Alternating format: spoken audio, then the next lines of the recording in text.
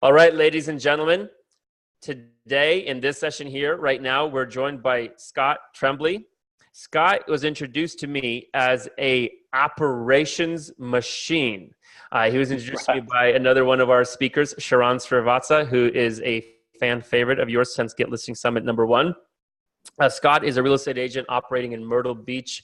And last year they did 430 transactions. This year they're on track to do probably, I'd say, over 800, but for sure 800 deals this year. But I think they're going to beat it.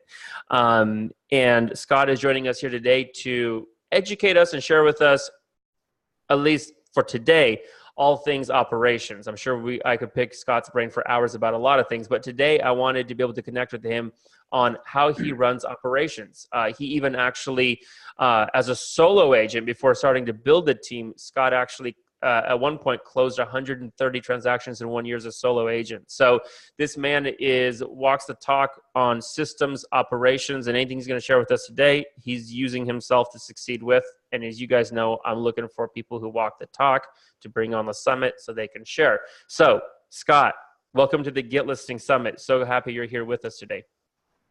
Man, I'm super glad to be here and excited to share as much as I can. Hopefully I bring some value. I know every time that I do, I learn something as well, so I'm excited. They say teaching is the best way of learning. That's right. That's exactly why I said it. Yep, 100%.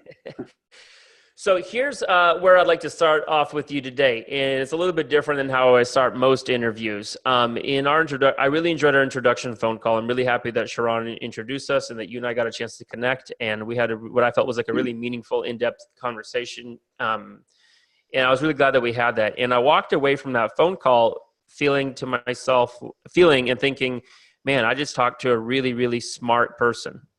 I just talked to a really smart guy who is very intentional, aware, and present, and very, very smart. And I would describe myself as more of a sales, marketing, ideas guy.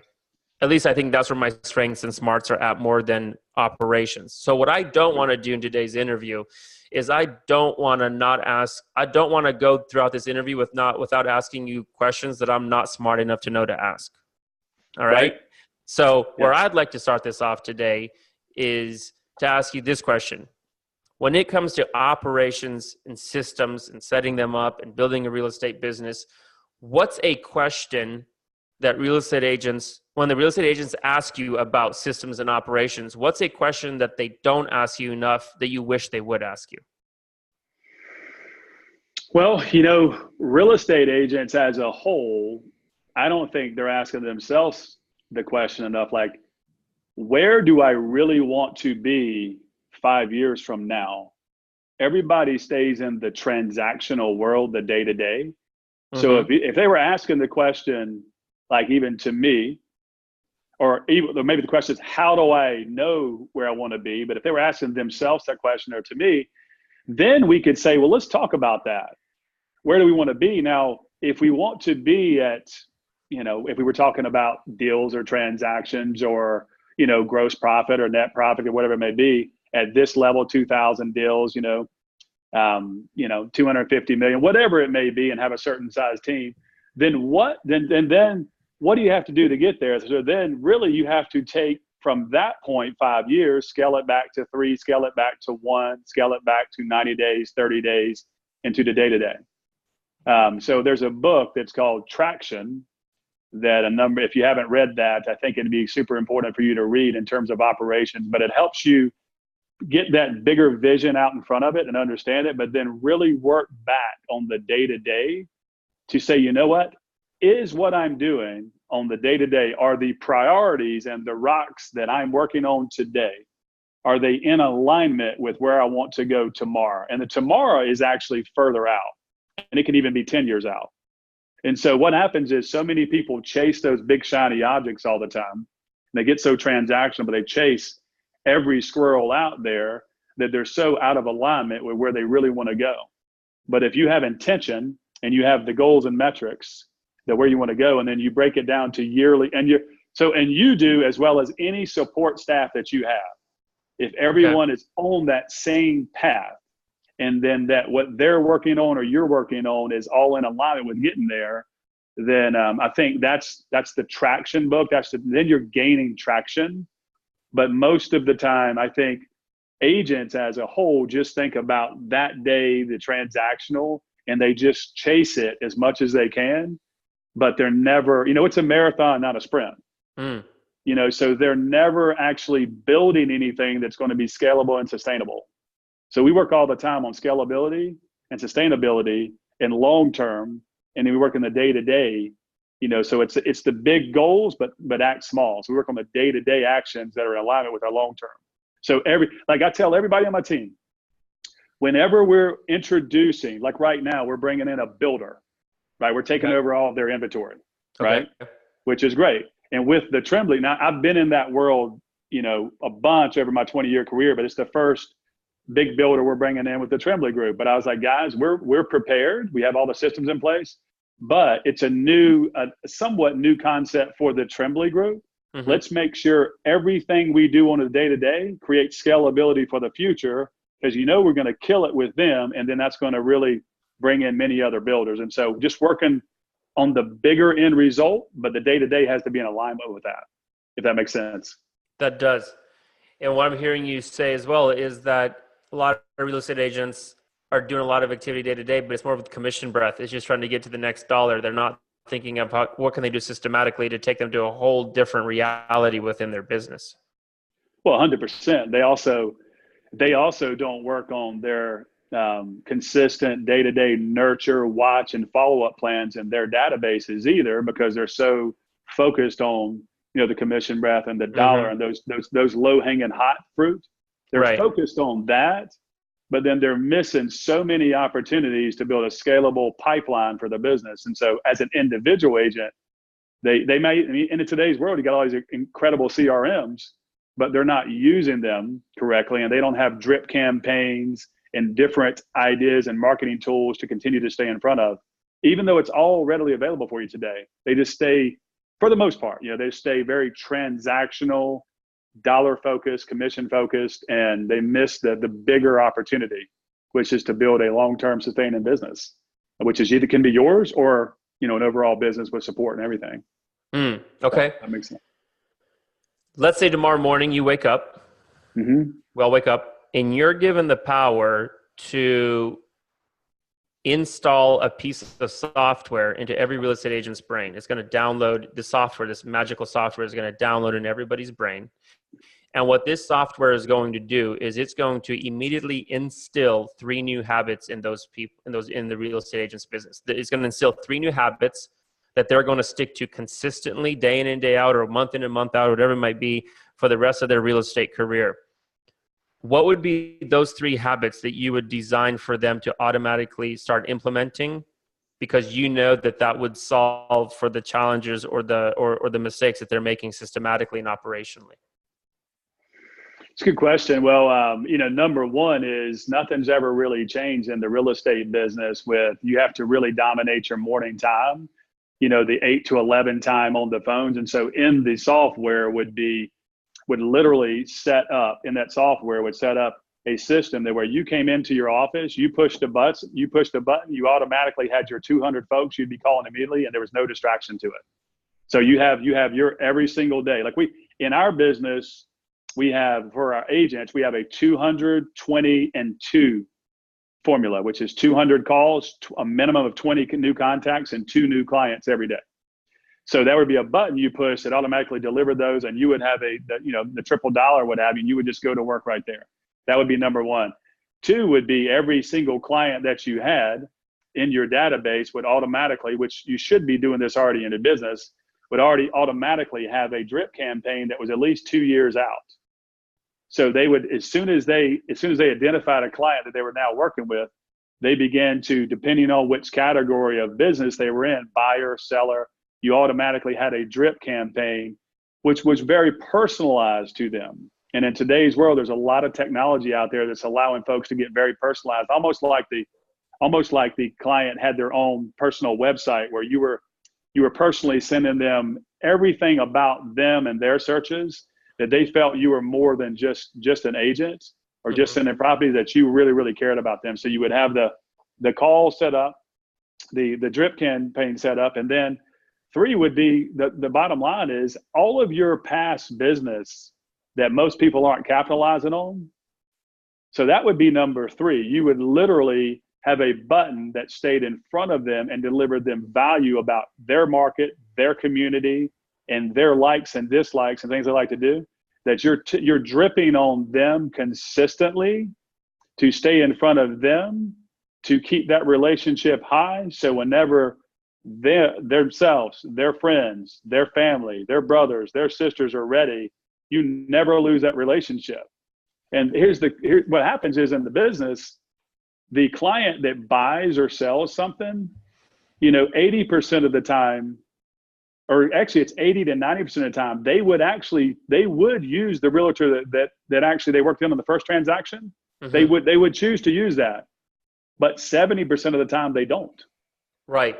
I think we talked about this on a call when we got introduced to each other. Just but the difference. It's unbelievable. So I mean, it's really not brain surgery, but just having those systems in place so what did I just map out there? I mapped out, you have to have a plan in place before you even walk into the office of generating new business, right? That the plan's already there. The second one I mentioned was to follow up on existing in your database, right? Mm-hmm. So you're generating new, you're actually have an incredible follow-up plan on nurtures, watches, and people that are a little further out. But then there's that big pipeline, hopefully, if you've been doing the business for a lengthy or any amount of time, of your existing clients. So just having a plan that where you're focused there and your attention's there every day. And when you do, I just told one of my agents, we have scorecards that we actually track and measure our agent performance. And the scorecards are, obviously there's ratified deals and in-person appointments, but there's their calls, there's their contacts, there's their appointments, there's how many role play sessions they were in for the week, right?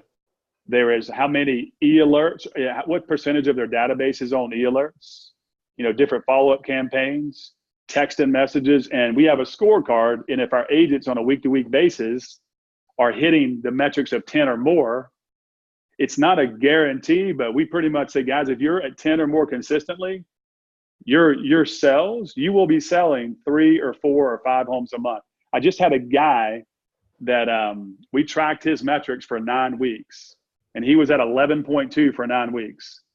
He had a slow 3 weeks in a row. And I said, his name was Luke. I said, Luke, don't worry about it. You've got so much business right now in your pipeline that the snowball has been building. It's getting ready to just hit. You have so much wind at your back. He just sold 1.4 million in 3 days, simply because he was doing the day-to-day and he was tracking his metrics and he was staying the course, even though sometimes in real estate, there's some ups and downs, mm-hmm. But if you do the day-to-day and you have the metrics in place, then the results will show up. Can we go through that scorecard again? I know you gave me them, but I wasn't fast enough to write them down. But is it okay if we go through maybe at least half of the things you have on that scorecard, just so folks can write that down themselves and measure themselves by it as well? Because you can scorecard yourself too, right? As an agent, I'm sure you did it when you were a solo agent. 100%. So as a solo agent, I'll tell you my quick scorecard, and then I'm going to tell you our scorecard. Okay. As a solo agent, I just had a scorecard myself where I had to make 300 calls a day. 300 calls a day. Mm-hmm. A minimum of 25 contacts, and then I had to land 2 to 5 clients, and those clients had to be within what we called HOTS or nurtures, which was purchasing or selling today up to 6 months. Now, what I found was I had an unsuccessful day if I did not land at least 1 new client every day I suited up for work. But that was my metrics. Our metrics are 220 and 2 with the company, which are 200 calls, 20 contacts, two new clients. Mm-hmm. But the scorecard, what the scorecard tracks is the scorecard tracks their number of calls. Okay, number of calls. Number of calls, number of contacts. Okay. Number of appointments set. So just remember, appointment set might mean they set it for 2 weeks from now, right? Got it. Number of in-person, and we do this scorecard on a week-to-week basis. So a number of in-person appointments. And so every time we meet with the agents, how many in-person appointments were you in? How many people were you face-to-face buying or selling last past week? So these are the number of in-person appointments kept, like where you actually went and met in person. In person, yeah. Got yeah. Okay. So we actually went and worked with them. Got so it. In their house working on a sale, or in their house are out showing homes, working on the buy. Got it. Okay. Yeah. Yeah. And so then those are like the metrics there. And then we have the database metrics, Okay. which is in alignment. So the database metrics is what percentage of your database is on e-alerts. And so we have a thing that everybody in your database has to be on an e-alerts. We have to be sending them listings. We want everybody working back through our database. How many of your folks have been in text communication? What percentage? How many have you called? Which should be 100% actually, if they're in there. How many, we work with Boomtown. So how many in your database, there's a top opportunities list, which shows that everybody that's coming back to your site. Mm-hmm. How many of those, it should be 100%, but it's a red alert if we have anybody in there that's come back to your site that you haven't contacted. So you have e-alerts, calls, text, top opportunities, and then what percentage of your database is on a drip campaign. And so we have a metrics, and the more in-person appointments you have, that score goes up. But when we run the formula across, if the metrics is 10 or higher, then that means these guys are on track to sell 48 plus homes a year. 48 plus homes a year is... Yeah, which is 4 homes a month. Yeah. 48 homes a year. And that's combined listings and buyers. Mm-hmm. And that's truly just ratified deals. That can be listing sales, listing closings, or buyer closings. Because, we'll have agents that are focused on listings, buyers, and some that do a little bit of both. Yeah. But the metrics all still work. So 222. Scorecard is number of calls made, number of contacts, number of appointments set, number of in-person appointments kept. Database is percentage of your database on e-alerts. Then it's the number of text message conversations you've had that week with people in your database. Then it's the number, how many of people have you called? And then it's what percentage of your top opportunities have you contacted? And then percentage of your database on a drip campaign. Right. That's it. Yep. Okay. And this might be a little bit harder to quantify, but how do you score this? How do you come to a 10 or an 11? Or so 11.2, the way Luke had it? Well, see, what happens is the in-person appointments, at the end of the day, you typically can't sell what you're not in front of. You can't sell what you don't have. So in-person appointments, all the data that you work on works to getting in front of people. So our in-person appointments, like one in-person appointment's 1. So we have that. So 6 would be 6. Got it. And then every other column, what happens is every other column is, our calls and contacts, we actually track those to the side. So they're actually not a part of the ultimate 10 formula, but it starts the conversation because we can clearly see if they're not making their calls, then of course we're not going to have any appointments most of the time. Got it. But the formula starts with the in-person appointments, and then we walk across in terms of, are they logging their calls? Are they if they have put 25, if we have 25 folks that came into their database in the last week and they've not logged one call, they get a 0. So they get a 1, they score 1 if they've logged 25 out of 25 calls. Got it. If they have not texted one person out of those 25, they get a 0. And then we highlight who they haven't texted. Got it. If they're in text communication, they get a 1. Same thing with e-alerts. So if they missed one, we highlight that one, they get a 0. If everybody's on e-alerts, they get a 1. Same thing with drip campaigns. And so we just, when you scroll across, it actually, with 4 appointments, it will actually end up being a 10 because the others are scored for 0 or 1. And then the more appointments you have, if you get to 12 or 14, now we know we're cooking with gas. And so it's a 0, 1, and you only get a 1 on the things that if they're 100% kept. So if 1 is missed out of 20, then that's a 0. Right. Yeah. I like the simplicity of it. Yeah. We worked on it, right? That wasn't the first thing we did on day one. So we've just really worked with our agents, worked with our support team, worked with our mindsets and said, let's simplify this thing. But Andre, we work off of a mindset of the standards that we accept actually become our standards. Right? So, I mean, you can have standards, but for example, if you have a standard that you're role playing at 8 o'clock in the morning, your team needs to be there, and you allow people to come at 8:15 or miss it, then your standard all of a sudden becomes, you don't have to show up. You can be late. Like if folks show up at 8:01 in our role play sessions, they're out of leads for that day. They get nothing from the company. So we live by that standard. Whatever standard you accept becomes your standard. Talk to me about managing, since you kind of brought that up a little bit, talk to me about managing this or leading this or affecting this. This is a strong standard. It's obviously effective, as exampled by the number of deals you guys have done last year, and then that you're on track to double this year. Right. But not everybody probably comes to your team with really high standards, really strong consistency, right? We all have our different strengths and weaknesses. How do you manage the friction of onboarding and implementing somebody into your team and really getting them into the culture and adopting the standard? Can you just talk a little bit about that? I mean, there's probably 100 different ways I could ask that question, but you get what I'm asking. Like, what are some of the challenges? How do you overcome them? What do you anticipate? What do you plan and prepare to onboard and, get adopt somebody into your culture? Yeah, that's a great question. And let me tell you something. It is truly one of the things that I think every business owner should work on mastering. And we're always working on it to get better. But here's the thing. Our culture is incredibly important. So we hire to and fire to our culture and our standards and core values. Heck, I'll even show you that. We talked about this right here. Yeah, on the phone. I just remember that when you said that. Yeah. Yeah. So winning attitude. So I'll run through these real quickly. So winning attitude, be a fountain, not a drain, while embracing every failure and success. That's an opportunity for growth. That's number one. Number two is coachable, an insatiable desire to master your craft daily with total humility. Number two, heart, an all-in commitment to bring out the best in others daily. Fearless, number four, an unstoppable mindset that anything is possible as long as you take action today. Love that one, kind of one of my favorite.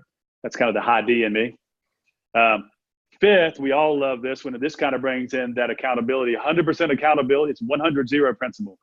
100% accountability, zero excuses. We have these in big canvases all over the office, and we hire and fire to this. So the reason I share that is this: on the front end, I think where the mistake is made is companies just start bringing in bodies and people that have real estate licenses or even not. And they don't really dive into the individual person and they haven't really established a culture, and maybe they have core values, but they don't live to them. So my entire, the interview process, we get resumes, we get the DISC profiles. We have initial phone interviews with one person on my staff and a phone interview with me. If they make it through that, then they have sit-down interviews, and they'll meet with our staff and have interviews. We'll talk to references. But a big part of all of that is culture, personality types, diving into their upbringing, their background, everything they've done in business, but also in life. We look for competitive folks that have played sports, and we talk a lot about their family and understand their values. We go through all that, and we truly make a pretty darn good assessment as to who we believe would be a great fit for the team.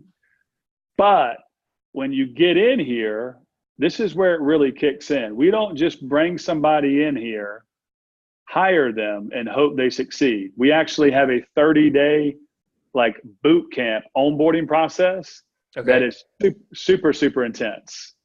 And it's super intense in terms of you're learning all the operations, you're learning the CRM. We have a marketing director, you're learning the marketing side. You're working with our agents. You're actually on three-ways listening to all of our agents. We put you into the database. You quickly get into the 220-2 routine on our database.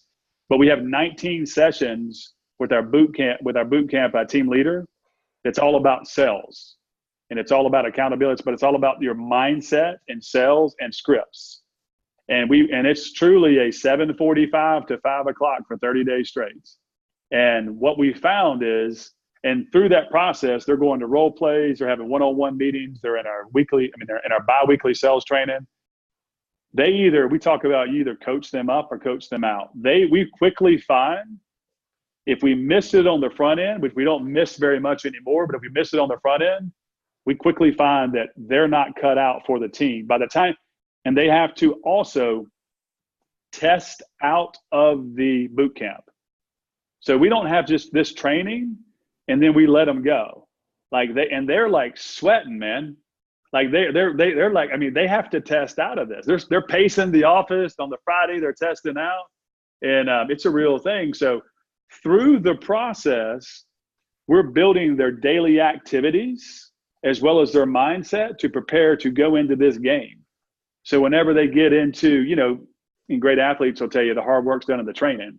Mm-hmm. So when they go into the actual arena of real estate sales, they're prepared. And what we found is, and we built this over time, but what we found is when they make it through that, we haven't had very many problems.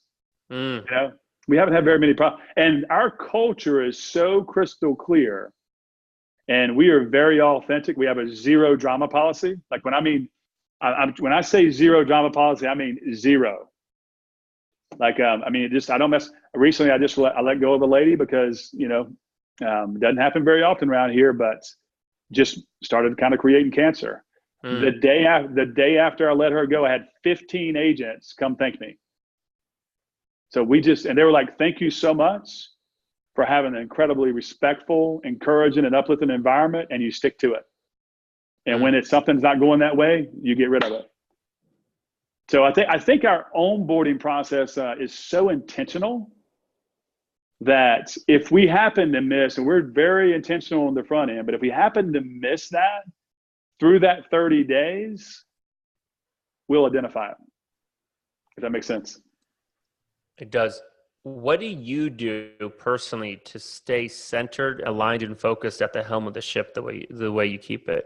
Because maybe I'm wrong, but it all starts with you, right? Because you built the business, you were a solo agent, and then you built this up. Now I'm sure you have a leadership team and such, but what do you do to stay aligned, right? Whether you describe, I don't know whether metaphorically you're the keel of the ship or the rudder, but you know what I mean? And what do you do to keep yourself aligned and centered? Personally, professionally, what's the question? Either personally, one? personally. No, let's start with personally. Like, what are your personal habits and systems as an individual, as a man, as a human to operate at the level that you operate at? Right. Yeah. So, I have to, and I think I shared my story with you, and I'll do it real quickly. But, Please do. When I was handling a huge development, I was handling all the sales and marketing for the development back in when the real estate market took a dip, and we quickly turned it around and being the number one new home selling community in this area. But in 2010, I had twin boys born on Christmas Day, and so that was 2010, December 25th, January 3rd. 2011, my wife passed away. So here I am. I've got this huge development, 500 homes that were in foreclosure that I've just taken on, that it's all on me to make this successful. And I've just had, my twin boys are still in the hospital and my wife has passed away. So my whole world changed at that time. And so you're talking about, and I was already very systematic and very efficient. You're talking about having to really, really dial into like how to stay centered. So I had to do, in the next week, here I am literally planning for my wife's funeral and interviewing nannies all in 1 week. So 2011 year was pretty much a blur, but I kept everything together. It was just crazy. $250,000 in cash I had to spend to keep my whole world together with nannies and doctor's bills and everything. But you know what? To date, we're amazing. The boys are great. Recently, I think I was sharing with you a year ago, I got remarried to a beautiful young lady who also had lost her husband. And we have now her 3 kids and my 2. So we have 5. Congratulations on that. Yeah, thank you. I'm leading into, yes, you got to be centered. So my days always start very early. Right around 5. What's early? Well, for me, it's not early. There's a lot of folks that are earlier, but it's 5:15 to 5:30. Okay. And so first thing in the morning, I get up and I get the cobwebs out, do a little pre-workout formula, get some Christian rock music on, all right. Have some good conversation with my wife.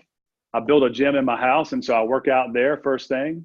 Do that. We get the kids all wrapped up around 7:15 and get them, rocking and rolling off to school.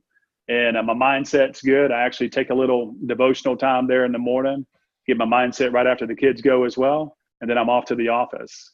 And one thing that and all the time when I'm off to the office too, there's always 10 to 15 minutes where I'm in some podcast with something powerful, something encouraging, something that's able to feed my mind every day. So as soon as I walk in the doors, everybody here knows that it's game on, always with Scott, and it's always abundant.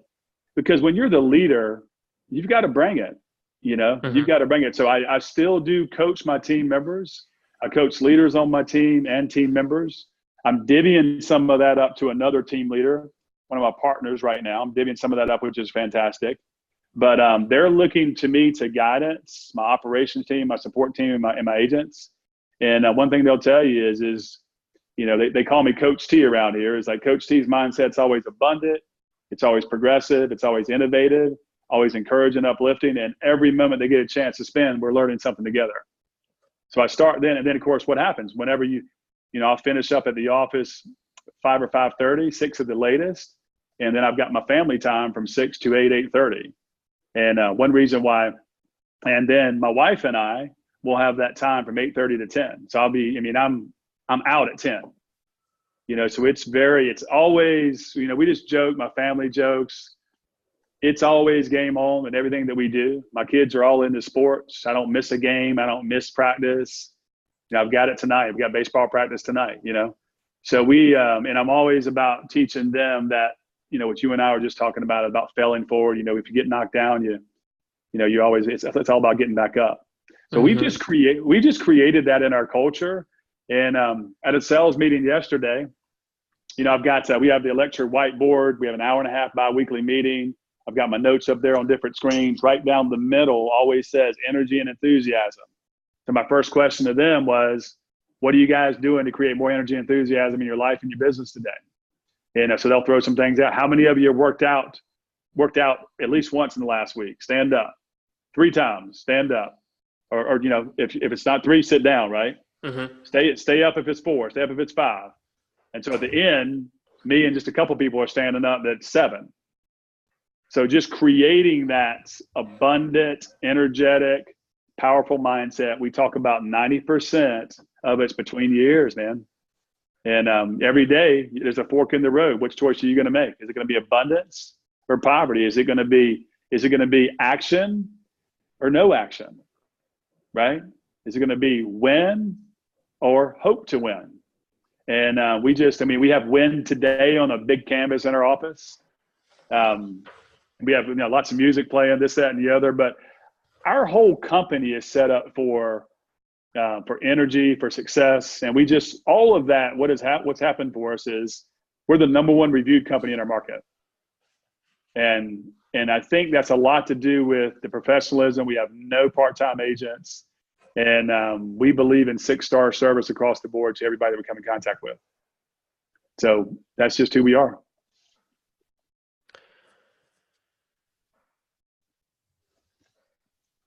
What is for as a leader of a team like this, an organization, what is the hardest thing about coaching? Well, look, you can't coach an unmotivated person. Okay. Yeah. So coaching is very rewarding if you have the right people. And I think it goes back to the question that you just asked. Simply is, this game is a game of talent. Mm-hmm. It's all about finding the right talented people. The hardest thing about coaching is when you've made the wrong hire.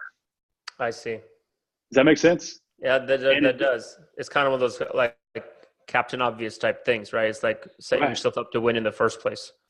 Yeah. And another hard thing about it is that sometimes when that happens, we want it for them, like a personality like mine, off the charts D, I, very low S and C on the DISC chart, plays to win. I don't live in an excuse world. And so we sometimes want it more for them than they do. Mm-hmm. But I'm telling you, I've learned a bunch in my day, and it really is about, that's why you need to always be building your bench and searching for very talented folks that fit your culture. Because it's hard to coach an unmotivated person that doesn't maybe fit or isn't going in the directions that your culture is wanting to go. If you're continually having to drag them along, then of course that'll show its head eventually. But other than that, I mean, accountability is our staple to our business, and so everybody knows it. They love our scorecard. I mean, you got to get the right people. This is what we talk about a lot. What I found as a whole in industries or in business is that why do companies win? They have great accountability. Why do they lose? They have little accountability. Now, there needs to be, and there's another thing we talk about. I was sharing this with some folks today that are wanting to work with us and partner up in the lending side. I believe this, and I've studied this, and I believe this. You have love and results. You got these two things, love and results. You can have a company that is 100% focused on love, 100%, but not really results. That all feel great and wonderful, but it'll go out of business. Then you can have side number two is you can have a company that's focused 100% on results, doesn't really care or have the culture values, but results. Now, here's the deal. They will win at a certain level. It will become a grind. There will be a lot of people coming and going in the organization. It'll probably last a little bit longer, but it won't be sustainable in today's world. But if you can find and I know balance is a tricky word, but if you can find a synergy there of love and results where you have a collaborative, caring, abundant culture that is accountable, right? That really does care, but is totally focused on winning and results. In other words, has a competitive spirit, but has fun with it. Results is a thing. It's very collaborative. It's a winning culture. Man, watch out, world. And that's what we've worked hard on. Like our team loves to compete, but they celebrate everybody's wins. They don't get upset if somebody wins. They celebrate it. Right. So, I mean, those are some things that we work on. What is the number one thing that attracts recruits, new team members to your guys' organization? What's the number one thing that works? And I don't know, maybe it's a tactical answer, but I'm more so asking it from the mindset of like, is it the results that attract top-notch talent to the team because they want to play on a winning team? What do you think it is that attracts the number one? What is the number one thing that attracts talent to your guys' organization? Well, great question. I ask them all the time, what is it that attracted you to us? Because we have different recruiting channels and this, that, and the other. What we do not do is we're not on the phone every day prospecting for new talent there. Okay. Maybe we should do more of that, but we've built such an incredible model and machine that we have recruiting, drip campaigns and different videos and different things and we're big on social media. So a lot of folks come to us and I ask that question. And really most of the time, what I hear is we've been in the business a while. We do not have, we've been kind of chasing our tail. We never really were taught a plan. There was no model for success. Nobody taught us how to run a business. Obviously, I can't sell what I don't have, so I don't know how to generate leads. But I'm also looking for an environment where it's very collaborative, team-focused, and family-oriented. And so what we found whenever we researched and looked into your company was all of those seem to be really, really important. And then there's so many winning stories of folks that, had sold 4 homes before meeting us and sell 50 in their first year.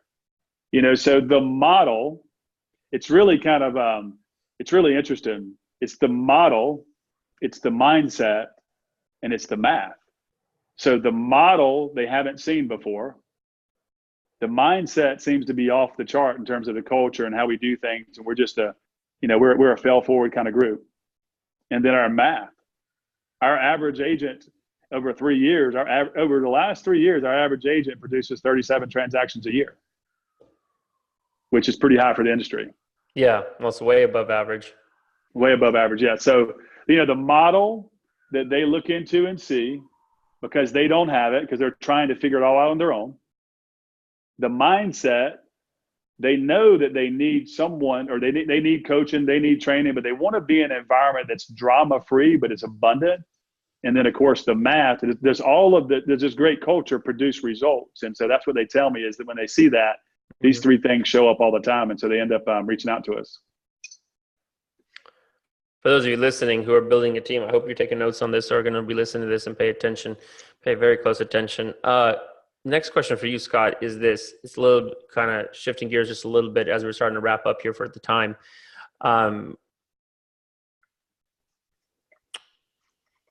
What are 3 questions that you would say agents should be asking themselves on a regular and frequently basis that will keep them aware and intentionally focused on constant improvement, growing their business, and keeping their systems running well? What are 3 maybe questions you ask yourself on a regular basis? But what are 3 questions you would tell agents to ask themselves constantly? Yeah. So another great question. Number one, I feel like you ask yourself a lot of questions. Am I wrong in that? Often. No, you're right on that. Yeah. All the time. So number one, are my goals, dreams, and aspirations more important than my distractions? I'm going to write these down. Are my goals, dreams, and aspirations more important than my distractions? Okay. And what am I saying yes to? Is that a second question? Yeah. So what am I saying yes to? In other words, what am I saying yes to? Which is whatever I'm saying yes to, I'm saying no to something else, right? Mm-hmm. So for example, let's just make an example. If I'm working with this buyer that on the surface is $1 million buyer that seems all great and wonderful, and oh my gosh, it's $1 million, big shiny object, but I'm just chasing my tail. He's an investor. I'm never getting anywhere, but I'm spinning all of my wheels. I just said no to 5 $250,000 sellers or buyers because I just wasted all my time. Right. Gotcha. Right. So are my dreams and what have you, are they more important than my distractions? What am I saying yes to? Because I will tell you this, the smartest folks in the world, if you study them, will tell you that they actually say no to 98% of what they come across. I'm trying to learn how to do that myself, to be honest. Yeah, right. So you and me trying both. To get better at it. Trying to get better at it. Yes. And then the other question is, what is my big why? Like, why am I doing this? And it's like having the vision board up there. Like, if your big why is taking care of your family and your kids and going on 4 vacations a year or whatever it is, then how important are my daily activities? But if it really is your big why and you're not showing up, you're not intentional, you don't have great energy, you're not doing the things to get in alignment with your business, are you really being honest with yourself? Are you really owning it? Do you really have a big why? So, I mean, we talk about your big why because, when you're working with clients, what do you have to find? You have to find out what their big motivation is. Sellers, buyers, what's their big motivation? Until you uncover that, the relationship can stay surface. So I'm talking about the relationship with yourself. What truly is your big why? And if you really do know that, it's like we talked about earlier, your bigger vision of where you want to go or your daily activities in alignment with getting there. If you really, truly, if this big why is really important, but you're not showing up, for example, you're missing role play, you're late to the office, you're not accountable to your coaching sessions, right? You're missing your 200 calls, all of these things. Do you really want to take care of those wife and kids? Do you really want to? So it's good to understand your big why and own that. And if you have a coach, have them hold you accountable to it, which is important. Awesome. There's plenty of them, but those are 3. There's plenty of them. I love that. All right. I got one final question for you. You've met a lot of real estate agents. You've observed a lot of people. You work with a lot of real estate agents. You see them a lot. You're around them a lot. You're one of them. If you could wave a magic wand and eliminate one bad habit or one bad mindset or one bad thing or a negative thing that you think sabotages agents in their businesses and their lives, what would be that one habit, mindset, or thing that's self-sabotaging that you would, if you had the power to, you would eliminate it from the industry's minds, etc.? Right. That's another good question. Well, I tell you what I would eliminate from any agent. Let me think through that for a second. Yeah, take a minute if you have to. Yeah, because that's a really good one. You most of these agents are out there with no plan, no training, no model. They're just really, really chasing their tail. And I think what I would eliminate, this is kind of a simple one, but powerful one, is that so many people get into real estate sales because somebody told them that they would be good at it. They have a good personality. They can talk to people, the whole 9 yards. Yeah. But they never take it there. See, a professional athlete has to train every day to get to where he can play at that level. These real estate agents, they never take it seriously enough to train and get to that level. So if I could wave a magic wand, which would eliminate the fact that a good personality is going to win in sales, it would actually change their mindset that, you know what, we talk about the game of real estate, preparing yourself to win every day, not practicing on your clients, So I would really want them to have a preparation mindset to really work this business like a true business. And if you do, here's one thing we talk about too. If you do, this is crucial. It's in alignment. You'll appreciate this. One of the things we really hone in on around here is being respected, not liked.